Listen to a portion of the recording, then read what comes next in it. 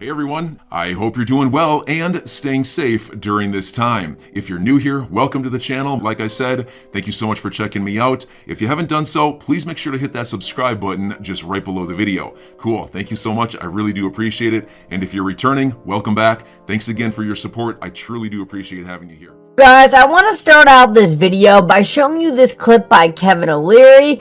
Us as XRP investors understand that for this market to take off, we need clarity. But what Kevin O'Leary is going to show you in this clip, just how exciting it will be when we get regulations, and I think we are in that process right now as we watch this Ripple SEC case take place. So listen up, and then I'm going to break this down for you. When we get policy and the regulator regulates, that's not a negative thing. The spigots of capital are going to flood into this sector like you've never seen. And so for those of us that can invest in it now, you're getting ahead of what's going to be a huge wave of interest when policy occurs. I predict in the next 10 years that crypto, blockchain, Bitcoin, all of this innovation will be the 12th sector of the S&P. Now, why do I say that? Because Bitcoin is not a coin, it's software. Ethereum is software. Avalanche is software. Helium is software. Solana is software. It's all software, and the smartest hands over keyboards today in the world are developing on the chain and bringing innovation to financial services, which in the end is the largest sector on earth. Kevin O'Leary tells us right here that the financial services sector is the biggest sector on earth. And we know this is the sector Ripple and XRP are specifically targeting disrupting. Ripple and XRP disrupting this sector is going to be such an obvious choice for massive institutional investors like Kevin O'Leary, but also the biggest investment firms in the entire world. They are going to see what Ripple and XRP are doing to disrupt this insanely large market, and Ripple and XRP are going to be a no-brainer for them. But the one thing we need for this to occur is regulations. These massive institutional players can't step in until the regulations are clear, and that is exactly what Kevin O'Leary is saying here. But what is good for us is Ripple and XRP investors are watching these regulations be created right before our eyes. When this Ripple SEC case is over with and all lawsuits do end, we will have the clear regulations we need for the big players to step into this industry, and that's what makes me so bullish about accumulating these game-changing assets at these ridiculously low prices. And how low are these prices, you might ask? Well, if we take a look at this XRP price chart from Crypto Bull XRP, we can take a look at what we should expect from XRP in the future based off what it has done in the past. The XRP price chart, in my opinion, is one of the most interesting price charts out there. We can see that XRP loves to form these huge symmetrical triangle patterns before exploding to the upside. We can see a massive symmetrical triangle pattern was formed between 2015 and 2017 before the XRP price chart ripped to the upside.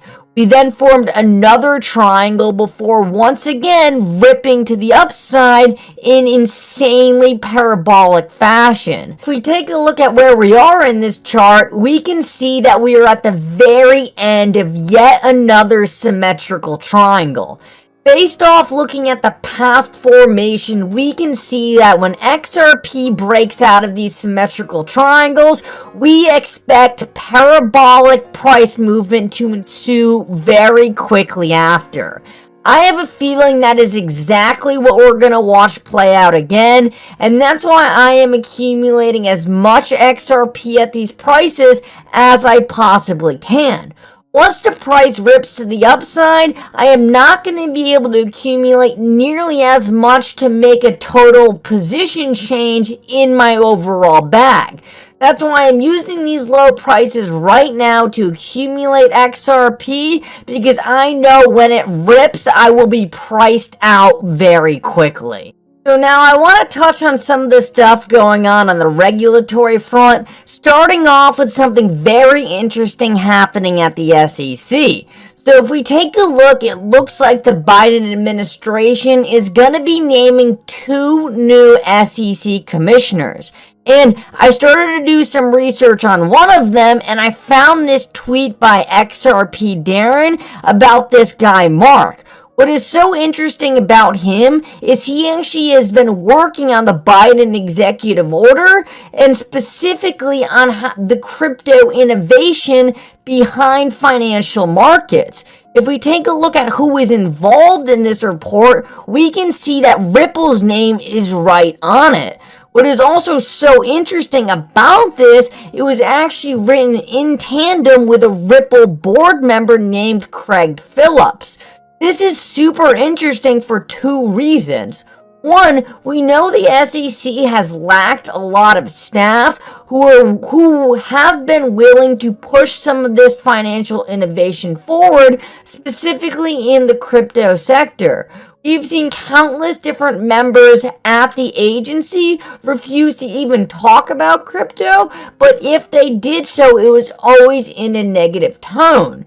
Right here, we have a member who obviously knows pretty well that cryptocurrencies are going to be very significant in transforming our financial system, but we need the regulations to do so. I think this is a very positive sign for crypto in general, but it obviously just gets even more positive when we see that this person worked directly with Ripple. This honestly makes the whole Ripple SEC case seem so comical.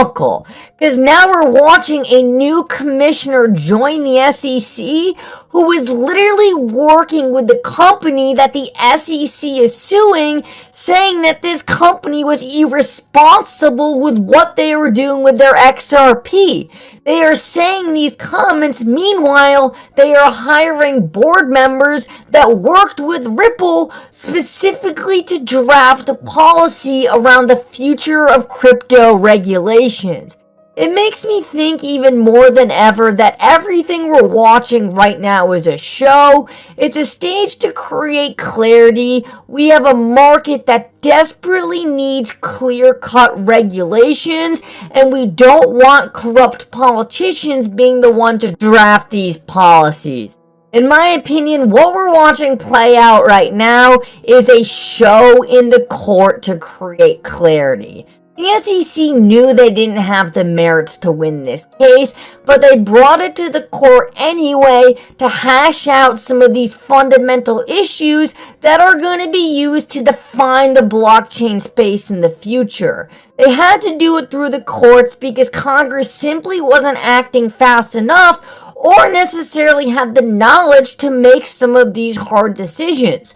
Congress has consistently let us down on important regulations, and I have a feeling that in order for Congress to even start making these regulations, they needed a foundation to build the rules around, and that's why I believe the SEC went after Ripple in the first place, and that's why I believe this will ultimately be known as the Ripple test, and Ripple will be the company that forever changes the blockchain industry. Alrighty guys, last of all, we had to go over this. There was a brand new filing out of the SEC in the Ripple SEC case, and honestly, at first it looked like a nothing burger, but Bill gave us some fantastic analysis of what was going on here, and it actually makes us believe there is another bombshell the SEC is trying to prevent from getting out there. So this document filed by the SEC had to do with some corrections to some of their early documents they had given to the court. And while these corrections actually didn't have much significance, what Bill pointed out was huge. He said, how could these notes of meetings with Grunfist in 2014 and Coin Center in June 2017, which apparently by her amended declaration concerned ICOs, be relevant to this case and discoverable at all unless there is evidence in them that the SEC considered cryptos outside an ICO context, not as a security? So Bill went through these documents because the SEC asked for them to be reconsidered and noticed something weird. He noticed that these documents had to do with whether an ICO was legal or illegal. But what was so interesting about this is the Ripple case never involved an ICO. So how could these notes be relevant to the case unless in these notes it specifically stated that crypto companies that didn't do an ICO were legal? So then he goes on to say, wouldn't it be ironic if these documents showed that in June 2017, the SEC looked at Ethereum as a security because of this ICO thing?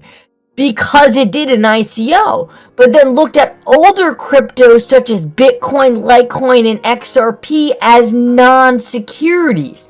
So Bill is pointing out that Ripple is asking for these documents that are specifically pertain to the SEC's notes around what a legal ICO was, but he's pointing out that these notes would only even be relevant to this case if they specifically stated the fact that coins that did not do an ICO were non-securities. This is definitely something we need to be paying attention to, because if the SEC had stated that coins that do not do an ICO are not securities, this would dismantle their entire case, and this is something that the SEC is not going to want Ripple to get their hands on. Now, the last thing I want to cover that I think is so important for everyone to understand is just about how long this case is taking. I'm your guy. I will keep you posted. I'm your advocate. I'll be back on a daily basis, usually multiple times per day, with these videos to keep you updated with everything going on. So I hope you enjoyed the video. If you haven't done so, make sure to hit that subscribe button. Feel free to share any of my videos with your friends, family, social media, or anybody who may care to listen. Thanks so much for your continued support. I'm always here for you. I want to help you through this time. So thank you so much for continuing to choose me. Enjoy your day, stay safe, and I'll catch you again probably in a couple hours. Thanks, everybody. See you later.